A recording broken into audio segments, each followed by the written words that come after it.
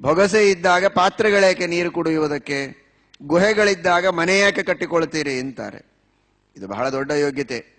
ಆದರೆ ಇವತ್ತಿನ ಲೌಕಿಕ ಶಿಕ್ಷಣ ಪದ್ಧತಿಯಲ್ಲಿ ನಿಮಗೆಲ್ಲ ಗೊತ್ತಿದ್ದ ಹಾಗೆ ಪ್ರಶ್ನೆ ಪತ್ರಗಳನ್ನು ಕೆಲವರು ತೆಗೀತಾರೆ.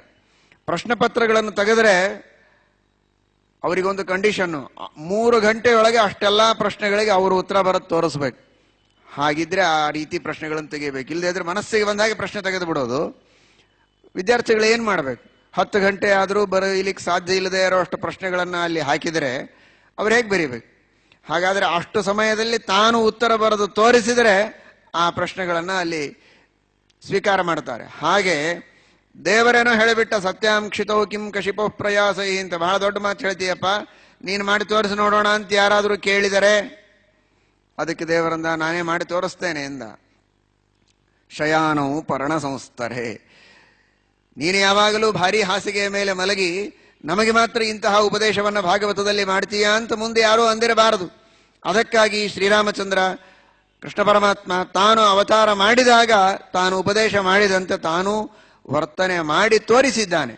ಸಾಂದೀಪಿನಿ ಋಷಿಗಳ ಹತ್ತಿರ ಇದ್ದಾಗ ಶ್ರೀಕೃಷ್ಣ ಪರಮಾತ್ಮ, ವಸಿಷ್ಠರ ಹತ್ತಿರ ಅಥವಾ ವಿಶ್ವಾಮಿತ್ರರ ಹತ್ತಿರ ಇದ್ದಾಗ ಶ್ರೀರಾಮಚಂದ್ರ ಯಾವ ರೀತಿ ವೈರಾಗ್ಯದ ಜೀವನವನ್ನು ನಡೆಸಬಹುದು ಅನ್ನುವುದನ್ನು ತಾನು ಮಾಡಿ ತೋರಿಸಿದ. ಈ ರೀತಿ ನೀವು ಮಾಡಿ ಅಂತ ತಿಳಿಸಿಕೊಡ್ತಾನೆ. ವಿಶ್ವಾಮಿತ್ರರು ಬಂದು ಹೇಳ್ತಾರೆ, ಕೌಸಲ್ಯ ಸುಪ್ರಜಾ ರಾಮ ಪೂರ್ವ ಸಂಧ್ಯಾ ಪ್ರವರ್ತತೆ ಉತ್ತಿಷ್ಠ ನರಶಾರ್ದೂಲ ಕರ್ತವ್ಯಂ ದೈವಮಾನ್ಹಿಕಂ.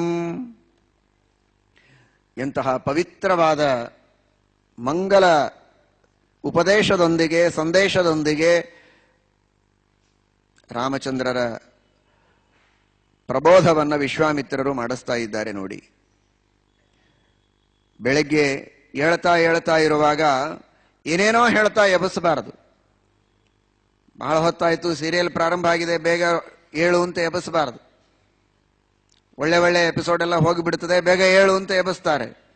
ಅಥವಾ ಇನ್ಯಾವುದೋ ಕಾರಣಕ್ಕಾಗಿ ಎಬಿಸೋದು, ಬೈತಾ ಎಬಿಸೋದು, ಯಾವುದೋ ತರಹದ ಅಮಂಗಲವಾದ ಶಬ್ದಗಳಿಂದ ಎಬಿಸೋದು, ಸಾಂಸಾರಿಕವಾದ ಲೌಕಿಕವಾದ ಕಾರ್ಯಗಳನ್ನು ಗುರುತು ಮಾಡುವುದು ಎಬಿಸುವಂತಹ ಕ್ರಮ ಇದೆಯಲ್ಲ, ಅದನ್ನು ರಾಮಾಯಣ ತಪ್ಪು ಎಂಬುದಾಗಿ ತಿಳಿಸ್ತಾ ಹೇಗೆ ಎಬ್ಬಿಸಬೇಕು, ಪ್ರಾತಃ ಕಾಲದಲ್ಲಿ ಯಾವ ಸ್ಮರಣೆ ಮನುಷ್ಯನಿಗೆ ಬರುವಂತೆ ಮಾಡಬೇಕು, ಇದನ್ನು ತಿಳಿಸಿಕೊಡುತ್ತದೆ. ಆ ಬ್ರಾಹ್ಮ ಮುಹೂರ್ತ ಬಹಳ ಪವಿತ್ರವಾದಂತಹ ಮುಹೂರ್ತ. ಆ ಕಾಲದಲ್ಲಿ ಏನು ಸಂಕಲ್ಪ ಮಾಡ್ತಾನೆ ಅದು ದೃಢವಾದ ಸಂಕಲ್ಪ ಆಗ್ತದೆ. ಅದನ್ನು ದೇವತೆಗಳು ತಥಾಸ್ತು ಎಂಬುದಾಗಿ ಆಶೀರ್ವಾದ ಮಾಡ್ತಾರೆ. ವಿಶ್ವೇ ದೇವತೆಗಳು ಮೇಲೆ ಓಡಾಡ್ತಾ, ಇವನು ಶುಭ ಸಂಕಲ್ಪ ಮಾಡಿದರೆ, ಅಶುಭ ಸಂಕಲ್ಪ ಮಾಡಿದರೆ ಅದನ್ನೇ ತಥಾಸ್ತು ಅಂತಾರೆ. ಕೆಟ್ಟ ವಿಚಾರಗಳನ್ನು ಮಾಡಿದರೆ ಅದನ್ನೇ ತಥಾಸ್ತು ಅಂತಾರೆ. ಹೀಗಾಗಿ ಬ್ರಾಹ್ಮೇ ಮುಹೂರ್ತೆ ದೇವಾನಾಂ ಋಷೀಣಾಂಚ ಸಮಾಗಮಃ ಜಾಗರಸ್ತತ್ರ ಕರ್ತವ್ಯ ದೇವ ಸಮ್ಮಾನನಂ ಹಿ ತತ್ ಅಂತ. ಬ್ರಾಹ್ಮ ಮುಹೂರ್ತದಲ್ಲಿ ಜಾಗರ ಮಾಡೋದು ದೇವತೆಗಳಿಗೆ ಸನ್ಮಾನ ಮಾಡಿದ ಹಾಗೆ. ವಿಪರೀತವಾಗಿ ಏಳದೆ ಕಾಲಚಾಚೆ ಮಲಗಿದ್ರೆ ಅದು ದೇವತೆಗಳಿಗೆ ತಿರಸ್ಕಾರ ಮಾಡಿದ ಹಾಗೆ, ದೇವತೆಗಳು ಶಾಪ ಕೊಟ್ಟು ಹೋಗ್ತಾರೆ ಅಂತ. ಆದ್ದರಿಂದ ಬ್ರಾಹ್ಮ ಮುಹೂರ್ತದಲ್ಲಿ ಏಳಬೇಕು, ಇದು ಮೊಟ್ಟ ಮೊದಲನೆಯ ಸಂಸ್ಕೃತಿ. ಬ್ರಾಹ್ಮ ಮುಹೂರ್ತದಲ್ಲಿ ಎದ್ದು ಭಗವಂತನ ಧ್ಯಾನವನ್ನ ಮಾಡಿ ತನ್ನ ನಿತ್ಯ ಕಾರ್ಯಗಳನ್ನು ಮಾಡಿಕೊಂಡು ಮುಂದೆ ಲೌಕಿಕವಾದ ಕಾರ್ಯಗಳನ್ನು ತಾನೇನಾದರೂ ಮಾಡಲಿ.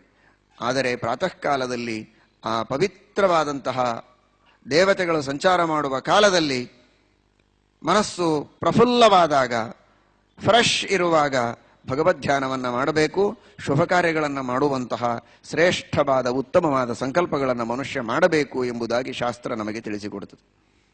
ಇದು ಮೊಟ್ಟ ಮೊದಲನೆಯ ಸಂಸ್ಕಾರ. ಜೀವನದಲ್ಲಿ ತಾನು ಅಳವಡಿಸಿಕೊಳ್ಳಬೇಕಾದಂತಹ, ಅದರಲ್ಲಿಯೂ ವಿಶೇಷವಾಗಿ ಇವತ್ತಿನ ಕಾಲದ ಉದ್ಯೋಗದ ಜೀವನದಲ್ಲಿ ಇರುವಂತಹ ವ್ಯಕ್ತಿಗಳು ಇದನ್ನು ಮಾಡಲೇಬೇಕು. ಯಾಕೆಂದರೆ ಮುಂದಂತೂ ಸಮಯನೇ ಸಿಗುವುದಿಲ್ಲ ಅವರಿಗೆ. ಅನಿವಾರ್ಯ ಕಾರಣಗಳಿಂದ ಇಡೀ ದಿನ ಬೇರೆ ಕಾರ್ಯಗಳಲ್ಲಿ ತಾವು ವ್ಯಗ್ರರಾಗಿ ಮಾಡಬೇಕಾದ ತಮ್ಮ ನಿತ್ಯಾನುಷ್ಠಾನವನ್ನು ಮಾಡುವುದಕ್ಕೆ ಸಾಧ್ಯವೇ ಇಲ್ಲ, ಸಮಯವೇ ಇಲ್ಲ ಅಂತಂತಾರೆ.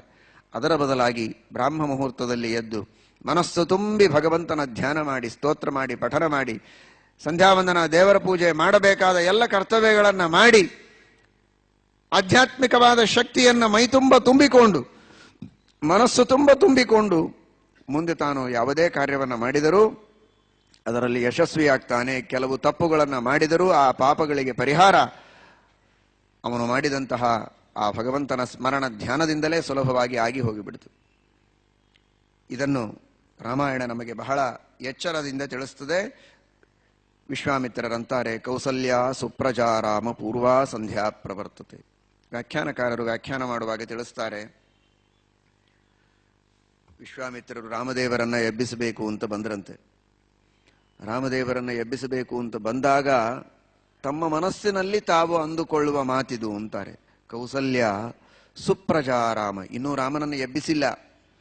ತಾವು ಮನಸ್ಸಿನಲ್ಲಿ ಅಂದ್ಕೊಳ್ತಾ ಇದ್ದಾರೆ, ಆ ಶ್ರೀರಾಮಚಂದ್ರನ ಅತ್ಯಂತ ಸುಸ್ಪಷ್ಟವಾದ 32 ಲಕ್ಷಣಗಳಿಂದ ಕೂಡಿದಂತಹ ಸುಂದರವಾದ ಸಚ್ಚಿದಾನಂದ ವಿಗ್ರಹ, ಅಂತಹ ಶ್ರೇಷ್ಠವಾದ ಗುಣಪೂರ್ಣವಾದ ದೋಷದೂರವಾದ 32 ಲಕ್ಷಣಗಳಿಂದ ಕಂಗೊಳಿಸುವ ಸಚ್ಚಿದಾನಂದ ಮೂರ್ತಿಯನ್ನ ನೋಡಿ ಎಂತಹ ಭಾಗ್ಯವಂತಳು ಕೌಸಲ್ಯ ಅಂತ ತಾವು ಮನಸ್ಸಿನಲ್ಲಿ ಅಂದುಕೊಳ್ತಾ ಇರಂತೆ. ಹೇ ರಾಮ ಕೌಸಲ್ಯ ಸುಪ್ರಜಾ, ನಿನ್ನನ್ನ ಪಡೆದಂತಹ ಕೌಸಲ್ಯ ನಿಜವಾಗಿ ಸತ್ಪುತ್ರವತಿ ಅಂತ ಅನಿಸಿಕೊಳ್ಳುವುದಕ್ಕೆ ಜಗತ್ತಿನಲ್ಲಿ ಮೊದಲನೆಯ ಸಾಲಿನಲ್ಲಿ ಬರುವವಳು ಅಂದ್ರೆ ಅವಳು ಕೌಸಲ್ಯ. ಕೌಸಲ್ಯ ಸುಪ್ರಜಾ ರಾಮ ಎಂಬುದಾಗಿ ಹೇಳುತ್ತಾರೆ.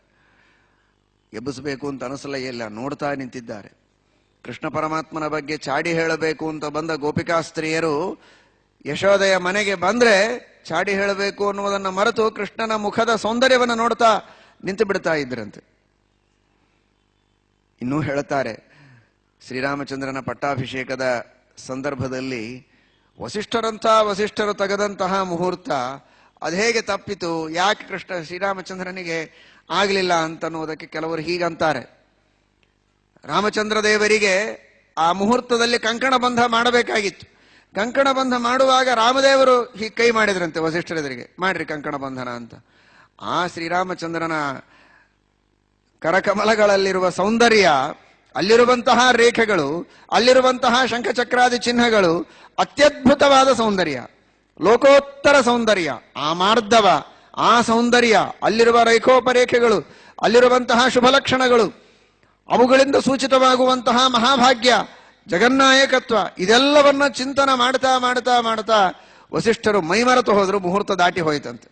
ದಾಟಿದ ಮೇಲೆ ಅವರು ಕಂಕಣ ಬಂಧನ ಮಾಡಿದ್ರಂತೆ. ಅದಕ್ಕೋಸ್ಕರ ಪಟ್ಟಾಭಿಷೇಕ ಸ್ವಲ್ಪ ಪೋಸ್ಟ್ಪೋನ್ ಆಯಿತು. ವನವಾಸ ಮುಗಿದ ಮೇಲೆ ಪಟ್ಟಾಭಿಷೇಕ ಮಾಡಬೇಕಾಯಿತು ಅಂತ ಅಂತಾರೆ. ಹೇಳುವುದರ ತಾತ್ಪರ್ಯ, ಶ್ರೀರಾಮಚಂದ್ರನ ಆ ಸೌಂದರ್ಯವನ್ನು ನೋಡ್ತಾ ನಿಜವಾಗಿ ಈ ತರಹ ಆಗಬೇಕು ಜೀವನದೊಳಗೆ.